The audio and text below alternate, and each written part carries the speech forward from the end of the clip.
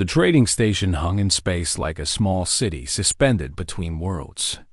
Gregory stood near the observation window and looked out at the stars.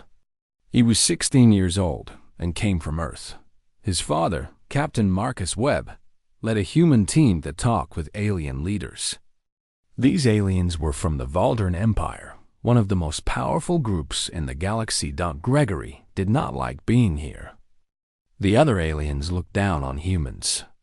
They thought humans were weak and young. The Valdern were tall beings with gray skin and cold eyes. Their representative was named Envoy Krell.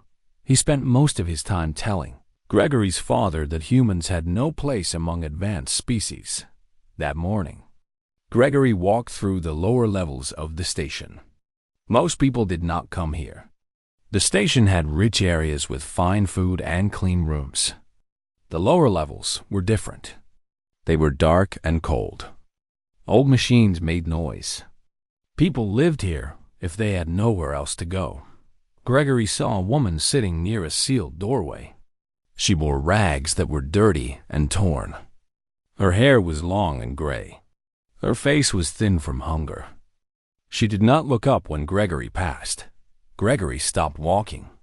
He felt something pull at his heart. The woman needed help. He walked back and sat down next to her. The woman looked at him with tired eyes. She said nothing. Gregory opened his food bag. He had sandwiches and fruit his father gave him that morning. "Are you hungry?" he asked. The woman looked at the food. Her eyes filled with tears. She took the sandwich with shaking hands and ate slowly. Gregory watched her. She ate like she had not had real food in days. Maybe weeks. "What is your name?" Gregory asked. The woman stopped eating. She looked at him carefully. "Lyra," she said. Her voice was soft but strong. "My name is Lyra. I am Gregory. Do you need a place to sleep tonight?" Lyra looked away. She did not answer for a long time. Then she said, "There is a place. Storage room number 7. The lock is broken. I sleep there." Gregory felt anger rise in his chest. A storage room. No real bed. No heat. No safety. He made a choice right then. He would help this woman. "I will bring you more food tonight," he said. "And blankets." Lyra nodded slowly. She finished eating and gave back the empty wrapper. Gregory stayed with her a while longer. They did not talk much, but Lyra seemed less alone. When Gregory went back upstairs, everything changed. He walked into a meeting room where his father and the alien delegates sat. Envoy Krell saw him first. The Valdren's eyes grew narrow. "Where were you?" Krell asked. His voice was sharp and cold. "Walking through the station," Gregory said. "You were in the lower levels," Krell said. It was not a question. "We have sensors. We saw you with a vagrant." "A beggar." Gregory said nothing. "This is what I mean," Krell said to the other aliens. He did not look at Gregory. He looked at Captain Marcus. "This is why humans are not ready for galactic society. This human boy wastes time and resources on the weak, on those who cannot survive. Among my people, we do not waste energy on the useless." The other aliens nodded. There was a Zethian with blue skin and a creature from the Mross Collective. They both agreed with Krell. Captain Marcus looked at his son. "Gregory, you should not go down there." "Why not?" Gregory asked. "She needs help." "She is not our responsibility," Marcus said quietly. "Everyone is our responsibility," Gregory said. He looked at Envoy Krell. "She is hungry. She is cold. That matters." Krell made a sound that was almost a laugh. "This is primitive thinking. This is emotion, not logic. The strong must not help the weak. The weak must adapt or die. That is the way of advanced species." Gregory's hands made fists. He wanted to shout. He wanted to tell Krell that he was wrong. But his father was watching him. So Gregory took a breath and said, With respect, Envoy, I think humans are strong in different ways. We are strong because we care about each other. We survive together, not alone. The room became silent. Krell looked at Gregory like he was looking at an insect. Then the Valdrin turned to the other delegates. You see? This is the problem with humans, Krell said. They mistake weakness for virtue. They give away resources. They spend energy on those who cannot survive. In 100 years, they will be extinct.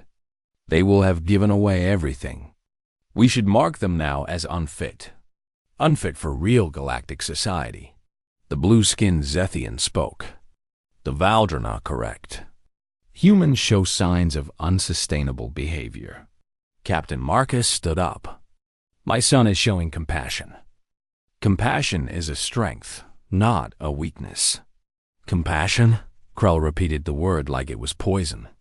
You call it compassion. I call it the death of species. This meeting is over.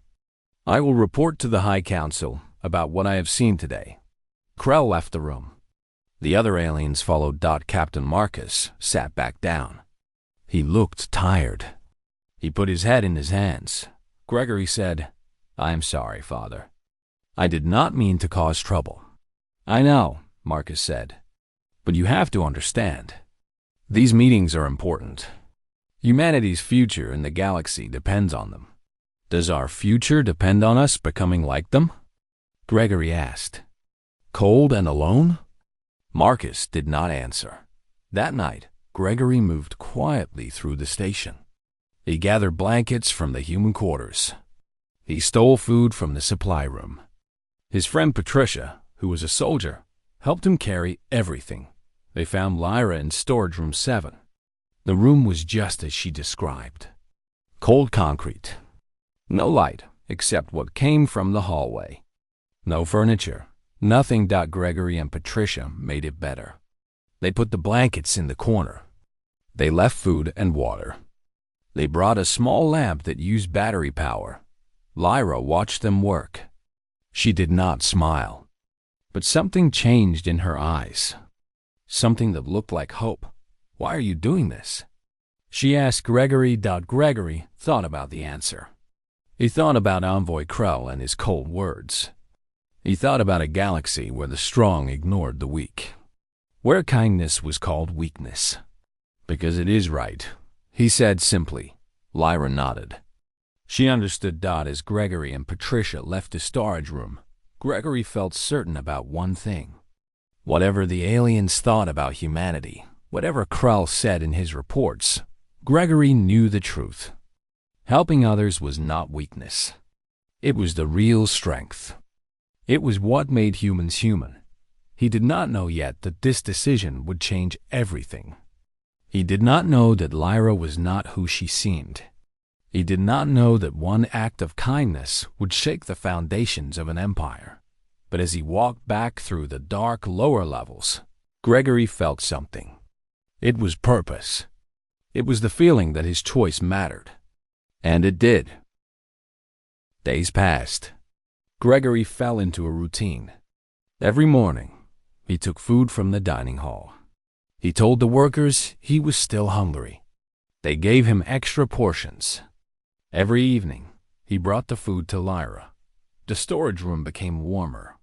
Gregory brought more blankets. Patricia found an old chair that no one used. They put it in the corner for Lyra to sit on. The room began to feel less like a prison and more like a home. Lyra changed too. At first, she barely spoke.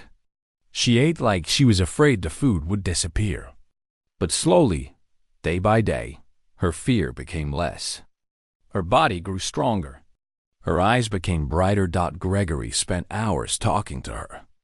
He told her about Earth. He told her about his mother, who was a doctor in the capital city. He told her about his school and his friends. He told her his dreams about exploring the galaxy and finding new worlds. Lyra listened to everything. Sometimes she asked questions. Most of the time she just listened. And gradually she began to share her own story. I was not always a beggar, she said one evening. I had a life before this. A life that was very different. What happened? Gregory asked. Lyra looked out at the darkness. I made a choice that people did not like. A choice that cost me everything. She would not say more than that. But Gregory could see the pain in her eyes. He could see that whatever choice she made, it was hard. And whatever it cost her, the price was high. Patricia became Lyra's friend too. Patricia was a soldier in the Human Defense Force. She was strong and brave. She was also kind, like Gregory. The three of them formed a quiet bond. They did not talk about the future. They did not talk about what would happen to Lyra. They just lived in the present moment. But the galaxy did not let them stay hidden. 1 week after Gregory found Lyra, Envoy Krell called another meeting. This time, the Zethian diplomat came. So did the creature from the Mross Collective.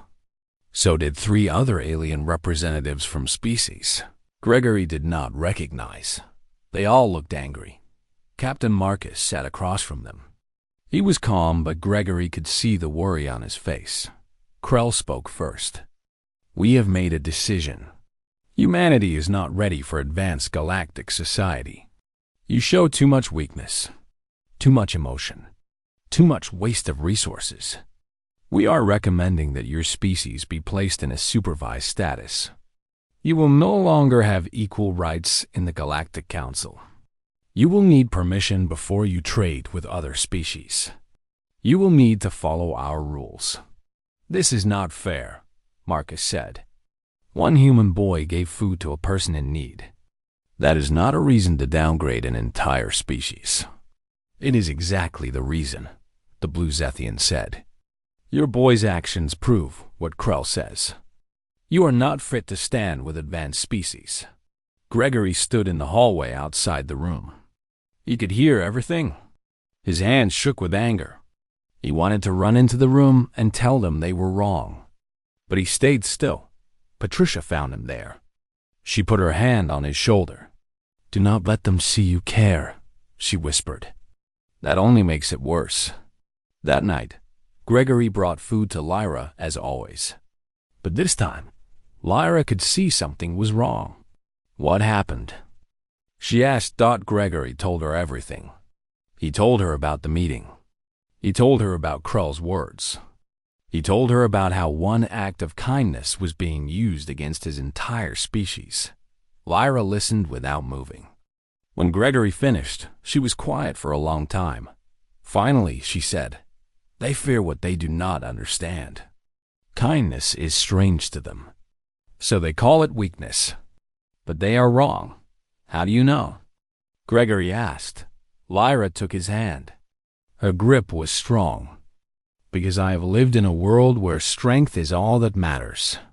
Where kindness is not allowed. Where mercy is seen as a failure. And I can tell you, Gregory, that world is dying. It is rotting from inside. Only kindness can save it. You speak like you know that world very well, Gregory said. Lyra looked away. I do, but that is a story for another time. Over the next few days, more aliens came to the station. They were not friendly. They looked at Gregory and his father with cold eyes. The Valdran ship in orbit became bigger. More Valdran soldiers came down to the station. Everyone knew something was happening, but no one knew what. Gregory kept bringing Lyra food. He kept visiting the storage room. He kept talking to her about Earth and the stars and his hopes for the future.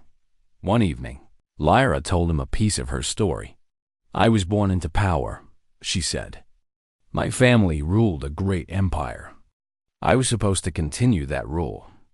I was trained from birth to be strong, to be hard, to believe that the weak should not survive. What changed? Gregory asked. I saw something, Lyra said. I saw a child. She was from a conquered species. She was hiding in the ruins of her city. She was afraid and alone. I could have killed her. That was what I was supposed to do. That was what my empire demanded. Lyra's eyes filled with tears. But I could not. I saw myself in her fear. And I chose mercy. I let her live. I hid her and her family. I helped them escape. That was brave, Gregory said. That was treason, Lyra said. My council found out. They said I was weak. They said I was not fit to lead. They stripped me of everything.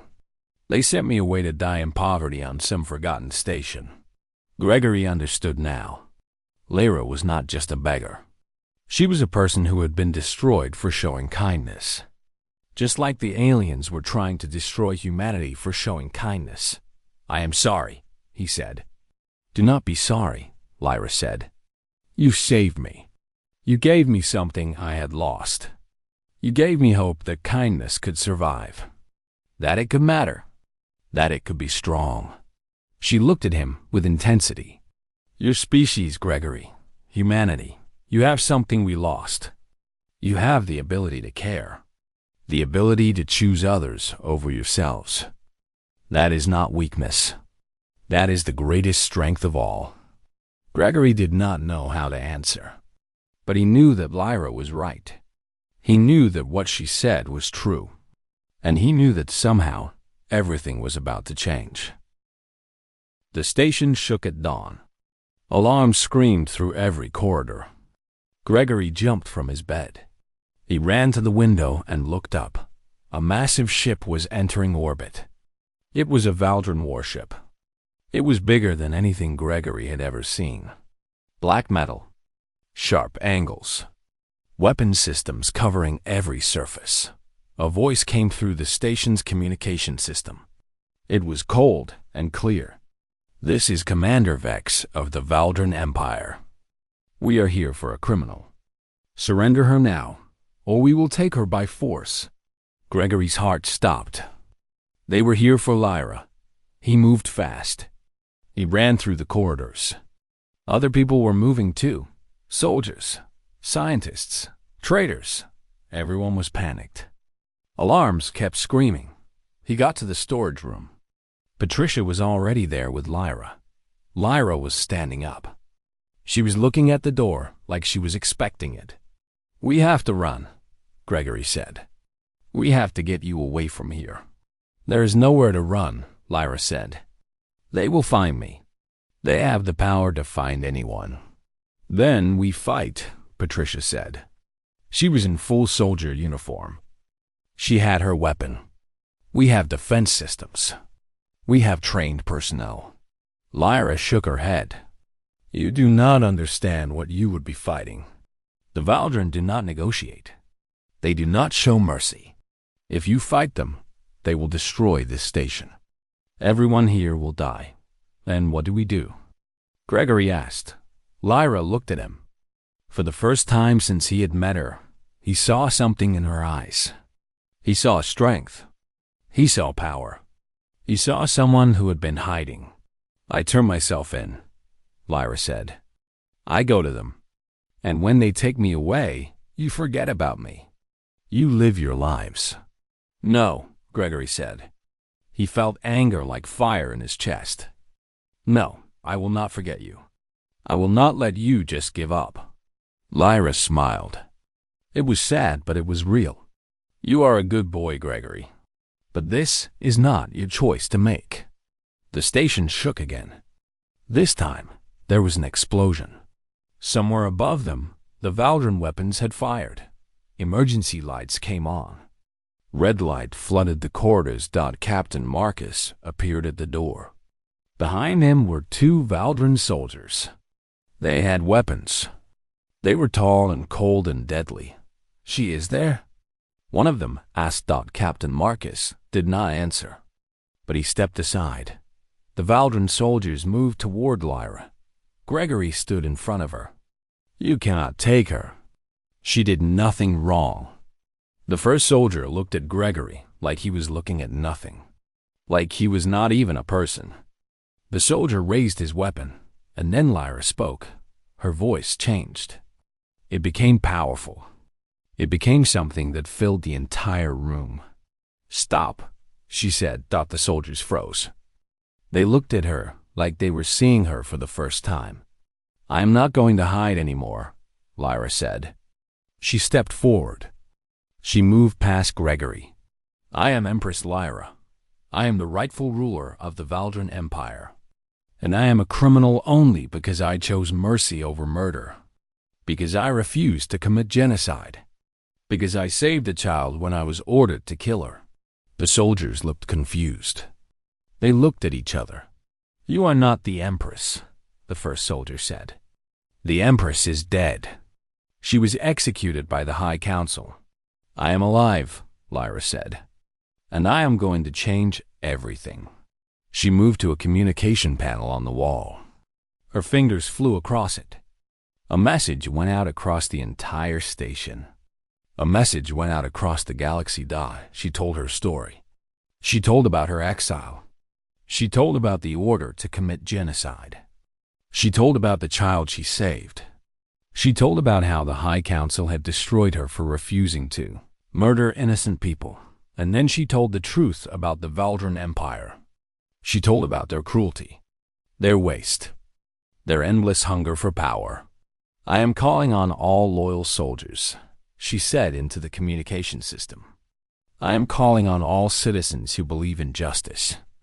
I am calling on all those who know that the High Council has led us down a path of darkness. Join me. Fight with me. Help me save our empire from itself." The message went everywhere. To every Valdran ship. To every Valdran world. To every species in the galaxy. For a moment, nothing happened. Then responses came back. Ships began moving in space. Valdran soldiers on the station received new orders. Some of them turned against their commanders. Some of them joined Lyra. The station became chaos. But it was a different kind of chaos. It was not the chaos of destruction. It was the chaos of change. Commander Vex's ship was suddenly surrounded. Valdran vessels that were loyal to Empress Lyra closed in around him. He did not have enough power to fight them all. His voice came through the communication system, filled with rage. "You think you can win, Empress? You think your species cares about your words?" "They do not care about my words," Lyra said. "They care about justice. They care about ending the cruelty. They care about what is right." She paused. Then she said something that shocked everyone. "Commander Vex, I offer you a choice. You can fight us and die, or you can stand down and live. I offer you mercy, the same mercy you would never show me." For seconds, nothing happened. Then Vex gave the order. The Valdran ships pulled back. They did not attack. They did not fire. They waited. Captain Marcus looked at his son. Gregory was still standing. He was still alive. And everything had changed. Envoy Krell appeared in the corridor. He had seen everything.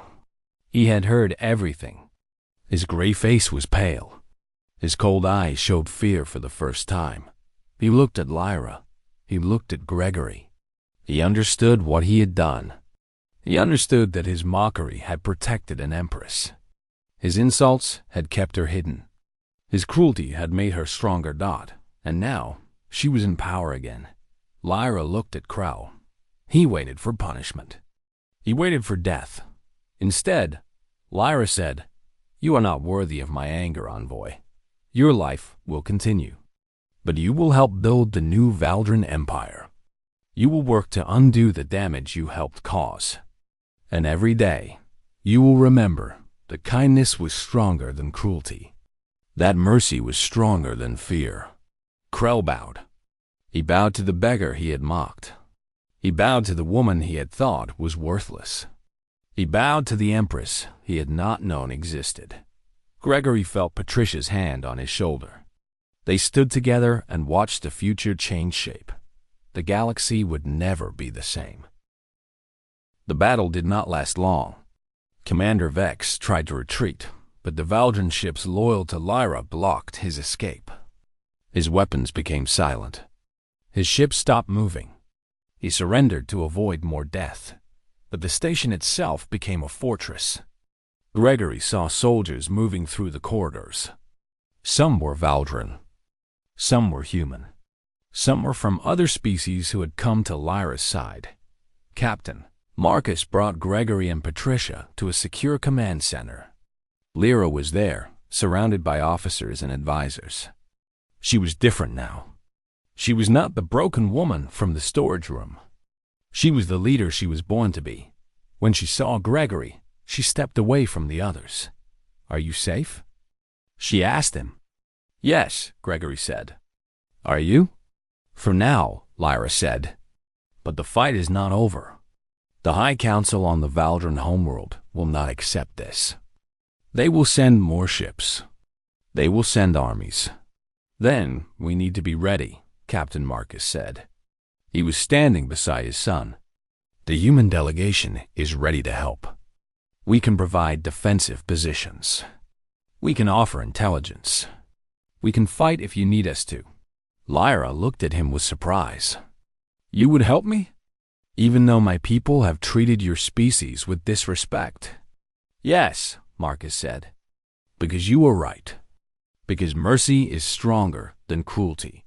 And because my son taught me that sometimes the most human thing we can do is help a stranger." Lyra's eyes filled with tears. She looked away. She took a moment to control herself. Then she nodded. "Very well. We will need your help. And I have a plan." Over the next days, the station became a war zone. But it was organized.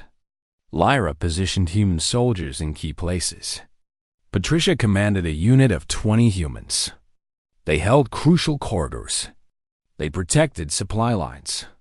They kept the station safe from attacks. Gregory was not allowed to fight. Captain Marcus kept him in the command center. But Gregory could see everything on the screens. He could see the battles. He could see his people working alongside Valdron soldiers to protect. Lyra's position. It was strange and beautiful and terrifying all at once. More Valdron ships arrived. But more ships loyal to Lyra came too. The galaxy was choosing sides. And more species were choosing to support the Empress, who stood for mercy. Admiral Kyle Foster arrived on a human battleship. He was the commander of all human military forces in the sector. He had come to help defend against the Valdron attack. Foster was an old soldier. He had seen many wars. He had lost friends in combat. But when he met Lyra, something changed in him. He looked at this woman who had been abandoned by her own people, and he decided to fight for her. "We will hold this position," Foster told her, "for as long as needed." "Why?" Lyra asked. "Humans and Valdron have never fought together." "Because you proved something," Foster said. "You proved that an alien could show mercy to a human boy. You proved that you are not like your High Council. You proved that change is possible. That is worth fighting for." The final battle came 1 week later. The High Council sent their best fleet. 30 warships. Thousands of soldiers. They came to kill Lyra and destroy everyone who supported her. But Lyra had something they did not expect. She had a fleet of loyal Valdron ships. She had human defenders. She had soldiers from other species. She had something more important than weapons and ships. She had hoped. The battle was fierce. Ships exploded. Weapons fire filled the void around the station. For hours, it seemed like the High Council's forces would win. They had superior numbers. They had better weapons, but they did not have unity. They did not have a leader worth dying for. One by one, smaller High Council ships started to surrender.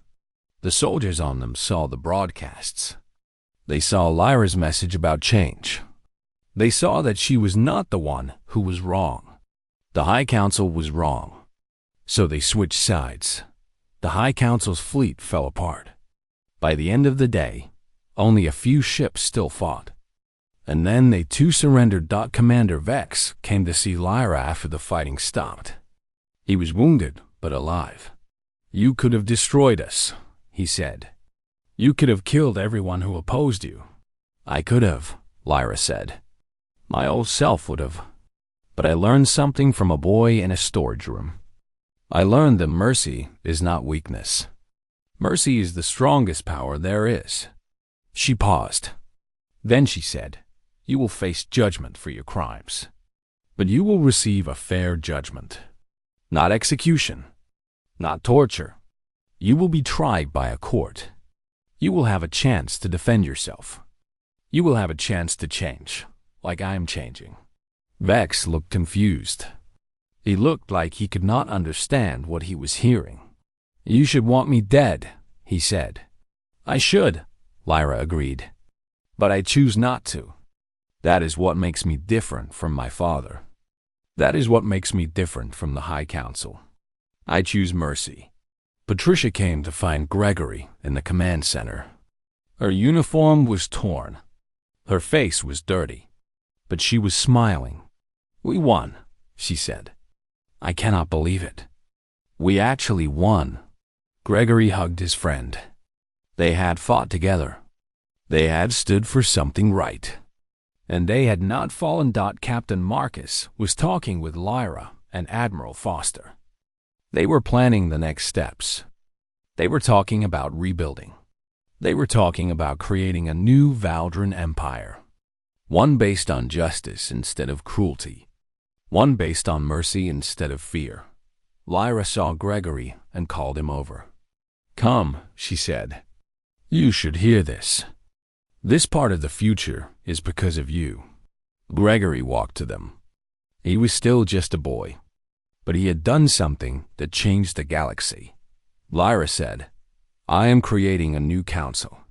A council that includes not just Valdran, but representatives from all species. I am inviting your father to be the first human council member. And I am asking you, Gregory, to help us. When you are older, when you are ready, I want you to help lead this new galaxy. A galaxy where kindness is valued, where mercy is strength, where beings from different species stand together." Gregory did not know what to say. He looked at his father. Marcus was nodding. He looked at Patricia. She was grinning. "Yes," Gregory said finally. "I will help. I will do everything I can." Lyra smiled.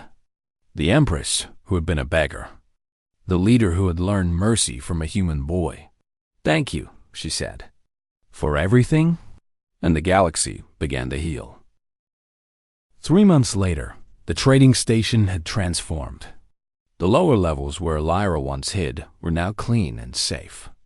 The dark corridors were lit with warm light. People could live there with dignity. Lyra had made sure of that first. A ceremony was planned for today. The entire galaxy was watching. Species that had never spoken to each other were arriving. Ships of every color and design filled the space around the station. Gregory stood in his dress uniform. His father stood beside him. Captain Marcus Webb was now an official representative of humanity on the new council. He had become one of the most respected voices in the galactic government. Patricia was with them too. She had been promoted to commander. She was now responsible for training a mixed force of soldiers from different species. They would serve as peacekeepers across the galaxy. Not conquerors, not destroyers. Peacekeepers. Admiral Kyle Foster was there as well.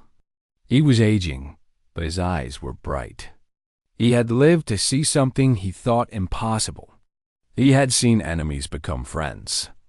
He had seen a galaxy begin to change. Inside the Great Hall, Empress Lyra sat on a new throne. But it was not like the old throne. It was simple. It had no weapons carved into it, no symbols of conquest. It was just a chair where a leader could sit and listen to her people. Beside her stood the new council. It included Valdran, humans, Zethians, creatures from the Mross Collective, and representatives from 12 other species. They stood together as equals. None was above the other. The ceremony began. Lyra stood and looked out at everyone. Her voice was clear and strong. "I stand before you not as the Empress you knew before." That person was taught cruelty. That person believed that strength meant dominating others. That person was wrong. She paused. The crowd was silent. I was exiled from my throne because I refused to commit genocide. I was cast out into the darkness to die. But I did not die. I was found by a human boy named Gregory Webb. He was 16 years old. He had nothing to gain by helping me. He had everything to lose. Lyra looked at Gregory. She smiled. He gave me food when he was hungry. He gave me shelter when he needed it himself. He gave me hope when I had none. And through his kindness, he changed not just my life, but the life of an entire empire. The crowd responded. They cheered. Not just Valdrin. Everyone. Lyra raised her hand for silence. Today, I stand before this assembly to make 3 announcements. First, the laws of forced conquest are ended. The Valdrin Empire will no longer take what belongs to others.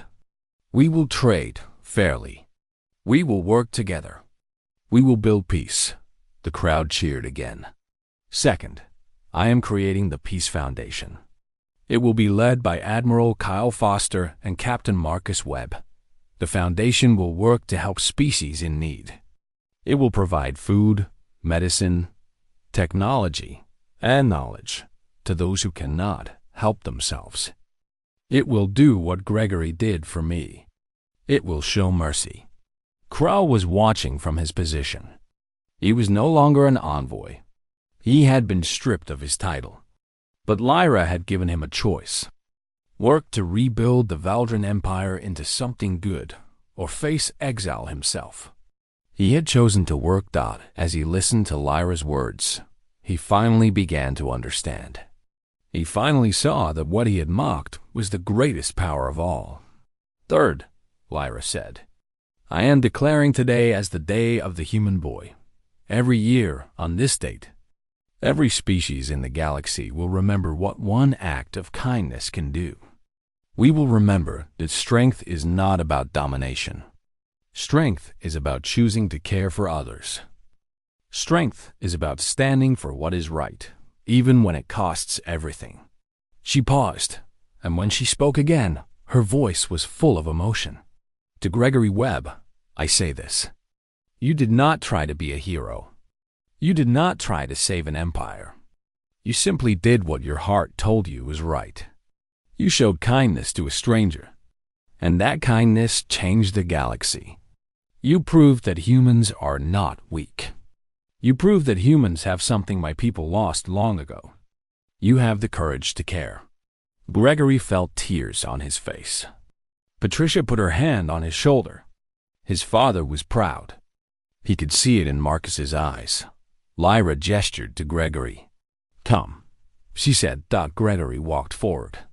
He walked slowly. The crowd watched him. A human boy, 16 years old. From a species that older civilizations had called primitive, he stood before Empress Lyra. She took his hand. Thank you, she said. Not just for saving my life. Thank you for saving my soul.